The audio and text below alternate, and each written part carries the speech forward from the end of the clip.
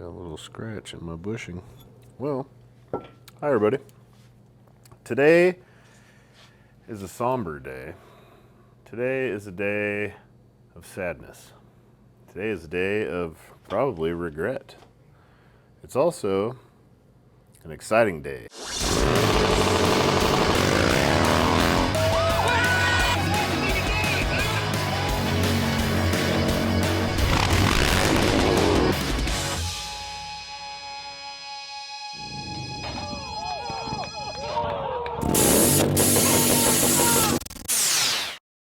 Big life changes are happening.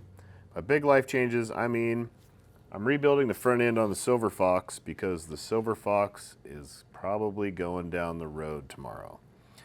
A guy is flying into town. He wants to buy the bike. He's going to come look at it, ride it, and he's most likely going to buy the bike tomorrow. So this could be the last episode of the Silver Fox, the last ride, the last time she's ever in Arizona. It's gonna be a big one. But I'm gonna go through, freshen the whole entire thing up for the dude so he's got basically a new bike. We're gonna do all the suspension, we're gonna do all the motor mounts front to back, all the fluids, all the everything, all the Delrin's gonna get replaced with new stuff, all new stuff. A big nice freshen up on the old Silver Fox, and then maybe go hit the lot tomorrow for one little take her out for a spin, see how she goes. One last goodbye. Today on Kruesi Originals. Alright, well now that all you sissies are done crying about this bike going down the road, we're going to do a little crosshatch action on here. Rebuilding this inverted front end. Do I have a lot of inverted front end building experience? Not a bit.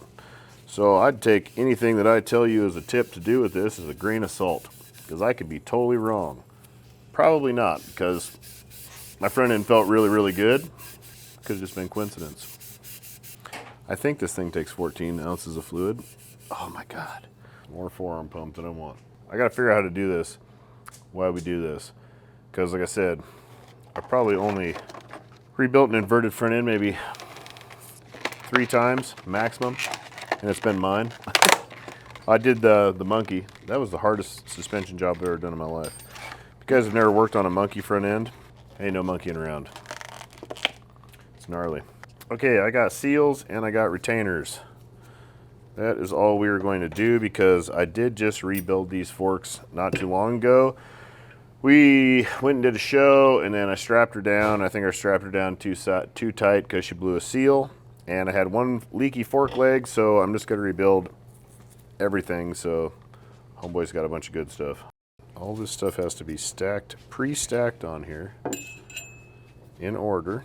That's not what I'm used to. It's all backwards to me. That guy. I need some fluid. We're going to use a little Bell Ray 20 weight. It's quite a bit heavier because I'm quite a bit heavier, and so is the motorcycle. 14 ounces is what I recall. This front end is off like a mid to early 2000s GSXR 600 and 750. It's got a Racetech spring, heaviest Racetech spring they make for this setup, and 20 weight, that's it. And I don't really have a lot of preload on it either. It is set up really nice. And those are some weird ass looking seals. Put that stuff up there. This dude right here. Had some phone meetings this morning. There's kind of some talk. A little Metro Mayhem happening sooner than later. Possibly in October. Much bigger venue. Much more stuff, much more competition. I need to reach out to all the guys, see who's available, everything like that for October, go over some logistics. But I think it would be sick. See what you guys think should we do if you didn't make it to Metro Mayhem during bike week out here. It was amazing. This could be your chance to come out and experience the whole thing on a much grander scale. A 660 acre facility with a big drift track, car shows, motorcycle shows, stunt riding, stunt comp. Hey, that's how you do it. Locked and loaded. Having to take this off and on is annoying. And no, you don't just smash them all down in there at once. That would be some hack shit. This here's the cartridge with the spring, everything all in one shot. Drop it down into place. I'm gonna blast this dude right up in there. First I'm gonna get some pipe dope and some tools. This little tool right here is a necessity if you're gonna do inverted front ends. It's from Race Tech. I'm sure there's plenty of other brands out there making them as well, but this be the one that I have. I've never used it with a gun like that before. I always use a ratchet, and Jesus, dude, that was so much better. Crystal 4, it's good. Sure could use that sponsorship, bro. Life Juice. Been hooked on the old Crystal 4, brother. Woo! Getting tuned up. Let me get some tools. Pop that nut off right there. All this shit will come apart so we can bleed up the cartridge, which is very important. I tried to skip that and just bleed it up with the shit together, thinking that was gonna work one time. It doesn't work. Specialty tool. I haven't done many inverted sport bike cartridge front ends, but I have done a million FXDX and T-Sport front ends. And it is basically the same thing, just upside down and bigger. You need a bigger hose. The hose is on there just to hold on to this dude so I can disassemble everything. Watch this.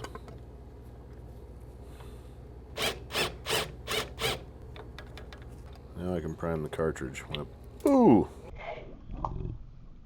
Ooh! She's a squirter! That's a happy one right there. Alright, well, we'll dump a little fluid down the side here. Hopefully it don't leak. You'll feel it when it starts building pressure and you got fluid in there. It starts dragging on the way up, goes hard down, it usually shoots some fluid at you. So, one time, my buddy was like, you don't need to prime those, just put them together and push the shock up and down, it's going to fill itself. And I thought, you know, that's not the way to do it, but that does make sense because you would think that it's full of fluid, it's getting pushed in and out, it should just prime itself like that.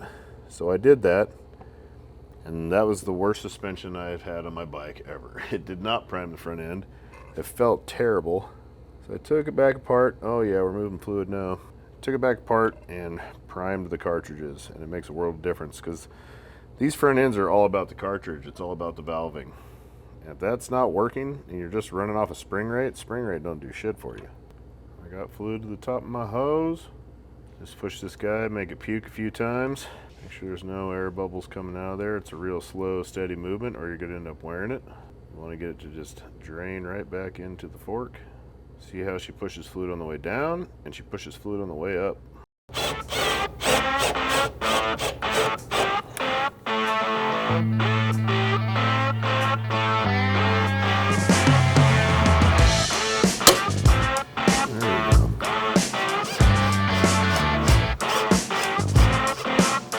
Time to relinquish the hose. All right. This dude is very, very important. And how you do it is very, very important. I want to put him down as far as she goes, which looks like she goes all the way out the bottom. I'm gonna put it all the way on hard, nice and flush. The dots on the H, this is flush. Slide this dude in there. Now we're gonna screw this down just till that long rod seats on the bottom. There it goes, see how it stopped? Ready to go just to stop and back off just a tiny bit.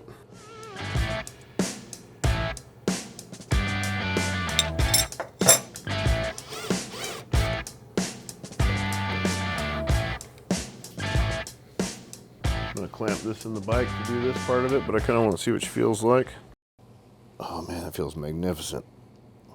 Nice and slow, way down. Excellent.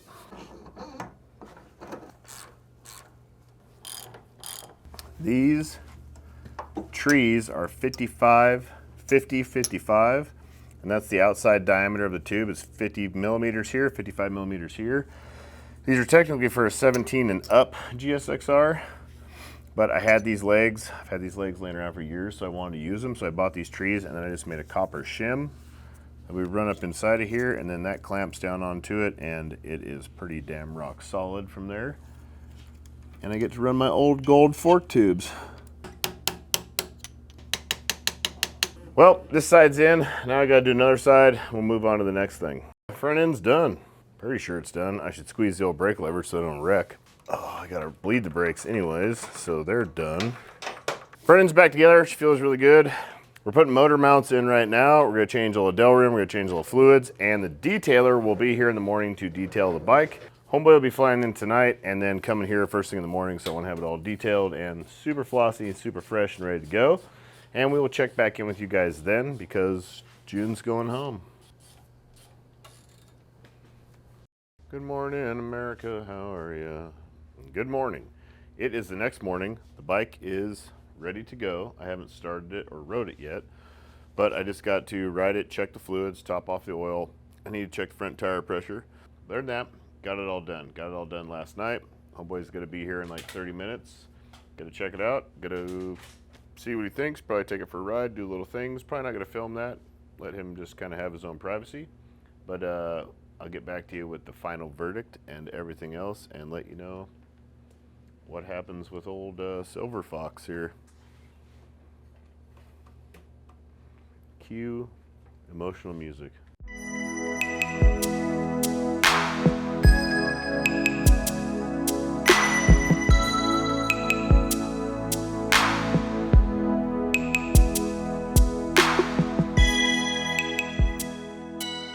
I just got her all done, fired up, put some gas in it. She runs good. I got to take her for a little ride and get her warmed up so I can check the fluids really nicely when they're hot. And dude is here. He just went to go buy some sunglasses, and we're gonna probably make a deal and then figure out how he's gonna probably fly back out here and ride this home to Florida is his plan, which is gnarly. That's a really long trip. But this is it. Final ride of the old Silver Fox.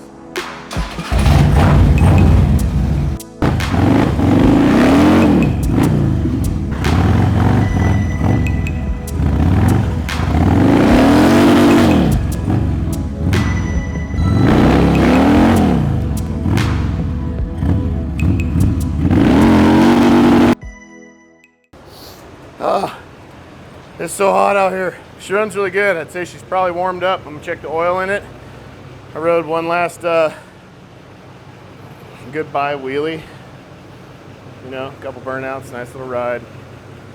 I'm gonna miss it, but honestly, I'm fully confident that the Nightster is gonna take its place, and I'm gonna love that bike because just the way it feels stock, it feels 100 times better than the early model Dyna does. So I'm really excited. So, like, subscribe. Tell me what you think about me selling my Dyna. Are you mad? It's okay, you can be mad. You can have all the feelings you want to. Doesn't really affect me. Thanks for watching. Love you. Peace.